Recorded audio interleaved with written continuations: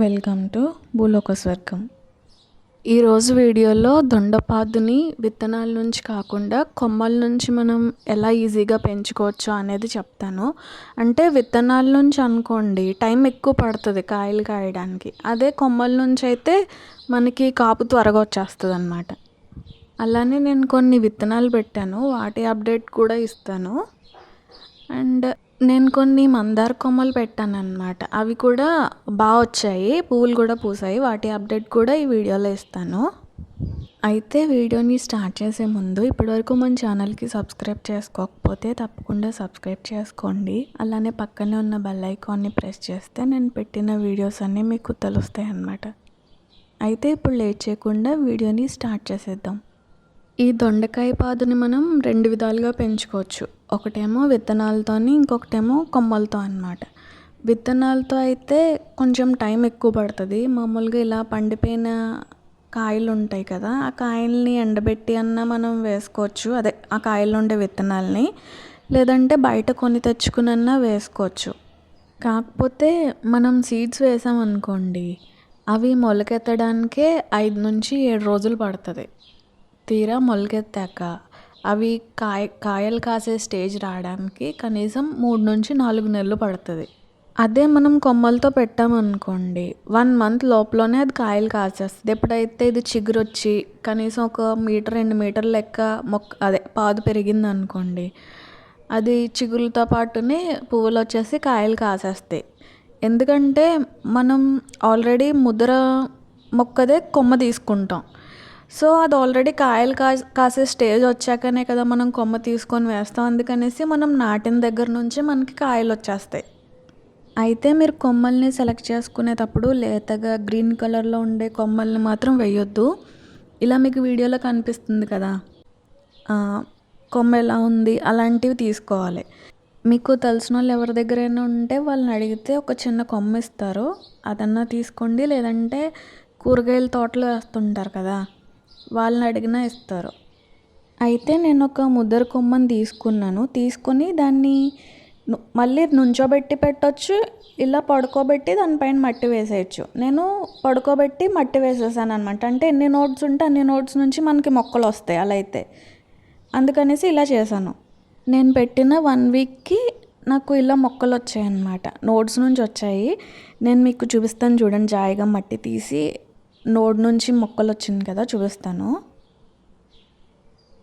చూసారా, కింద కొమ్మ కనిపిస్తుంది కదా, ఎక్కడైతే నోడ్ ఉందో అక్కడ నుంచే మనకి మొక్క వస్తుంది, చిగురు వస్తుంది. అందుకనే కనుపులు ఉన్నవి తీసుకోవాలి. కనుపుల నుంచే మనకి చిగురులు వస్తాయి అన్నమాట.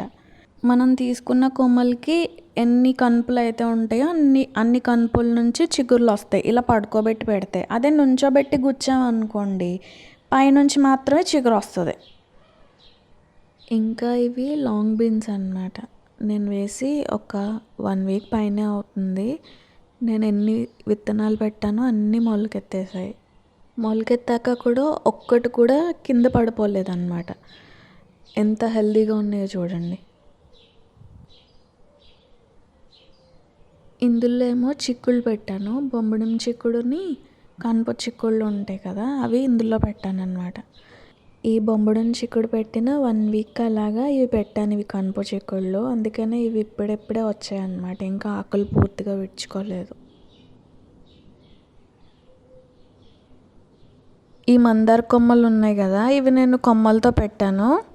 ఇవి పెట్టి 2 months అలా అవుతుంది. ఇప్పుడు పువ్వులు పూసాయి ఇవి. మందారాలు కూడా కొమ్మలతో పెడితే చాలా ఈజీగా బతికేస్తాయి అన్నమాట. అది ఎలా పెట్టాలి అనేసి నేను వీడియో చేశాను. ఆ వీడియో లింక్ నేను డిస్క్రిప్షన్లో పెడతాను, కావాలంటే ఒకసారి చెక్ చేయండి. మనకి నచ్చిన కలర్స్ ఎవరి దగ్గరైనా ఉన్నాయనుకోండి, వాళ్ళని అడిగి ఒక కొమ్మ తెచ్చుకొని పెట్టుకుంటే ఈజీగా వచ్చేస్తాయి. వర్షాలు స్టార్ట్ అయ్యాయి కదా, మొక్కల్లో గ్రీనరీ బాగా పెరిగిపోతుంది అన్నమాట. అంటే మనకు కావాల్సిన మొక్కలు పెరిగిపోతున్నాయి, దాంతోపాటు పిచ్చి మొక్కలు కూడా బాగా వచ్చేస్తున్నాయి. ఇంకా రోజుకు ఒక కుండీ చొప్పున ఈ మొక్కలు పీక్కుంటున్నాను అన్నమాట, అన్నీ ఒకేసారి పీకలేక. వర్షాకాలం వచ్చిందంటే చాలు మొక్కలు విపరీతంగా పెరిగిపోతాయి కదా. కానీ మీకెప్పుడన్నా అనిపించిందా వర్షాకాలానికి మనం వేసిన పోషకాలన్నీ పోతాయి కదా! మరి ఎందుకు ఇంతిలా మొక్కలు పెరిగిపోతున్నాయని మీకెప్పుడన్నా డౌటొచ్చిందా? అంతే కదా మరి. వర్షాకాలం వచ్చిందంటే ఆ వర్షాలకి కుండీలో మట్టే కొట్టుకుపోతూ ఉంటది. మొత్తం డ్రైన్ అవుట్ అయిపోద్ది. అందులో ఉండే పోషకాలు, మనం ఇచ్చిన ఫర్టిలైజర్స్ ఇంకేం ఉండదు. ఖాళీ మట్టే కదా! ఇంకా మొక్కలకి బలం ఎక్కడి నుంచి వస్తది? మరి ఎందుకు అంతలా పెరిగిపోతుంటాయి అనేసి అనిపిస్తది కదా!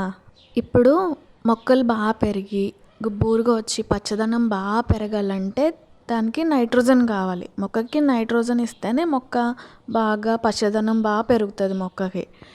అయితే వర్షాకాలం ఇలా బాగా ఎక్కువ మొక్కలు పెరగడానికి, పచ్చదనం పెరిగిపోవడానికి కారణం వర్షపు నీటిలో నైట్రోజన్ ఎక్కువ ఉంటుంది. అయితే వర్షపు నీటిలోకి అంత నైట్రోజన్ ఎలా వస్తుందంటే మన వాతావరణంలో, అదే మన చుట్టూ ఉండే గాలిలో 78% నైట్రోజన్ ఉంటుంది.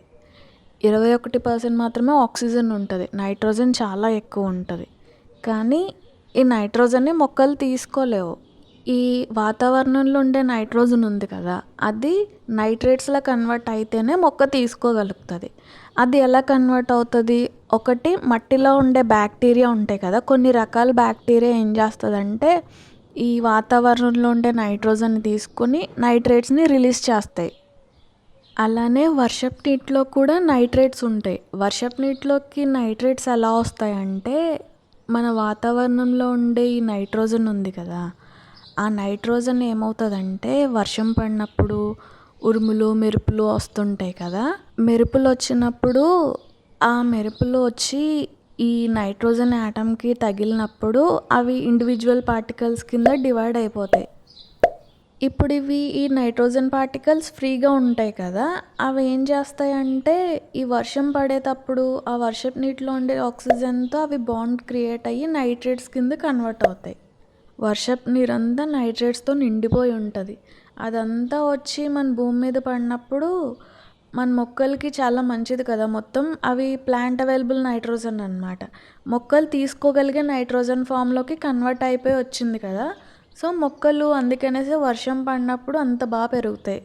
అందుకే వర్షాకాలంలో మనం ఇచ్చే ఫర్టిలైజర్స్లో మ్యాక్సిమం నైట్రోజన్ తగ్గించి ఇచ్చుకోవచ్చు. ఎందుకంటే వర్షాకాలం నైట్రోజన్ అవసరం ఉండదు. పుష్కలంగా మొక్కలకి నైట్రోజన్ దొరుకుతుంది. సో మీకు అర్థమైందనే అనుకుంటున్నాను వర్షాకాలంలో మొక్కలు ఎందుకు అంతలా చిగురులు పట్టుకుంటూ వచ్చేసి అంత పచ్చదనం పెరిగిపోతుంది, మొక్కలు అంత పెరుగుతాయి అనేసి మీకు అర్థమైందనే అనుకుంటున్నాను. సో ఇదండి ఇవాల్టి వీడియో. ఈ వీడియో ఎలా అనిపించిందో కామెంట్స్లో చెప్పండి. అలానే ఈ వీడియో నచ్చితే తప్పకుండా ఒక లైక్ చేయండి. అండ్ మన ఛానల్కి సబ్స్క్రైబ్ చేసుకుని పక్కనే ఉన్న బెల్ ఐకాన్ని ప్రెస్ చేయడం మర్చిపోకండి.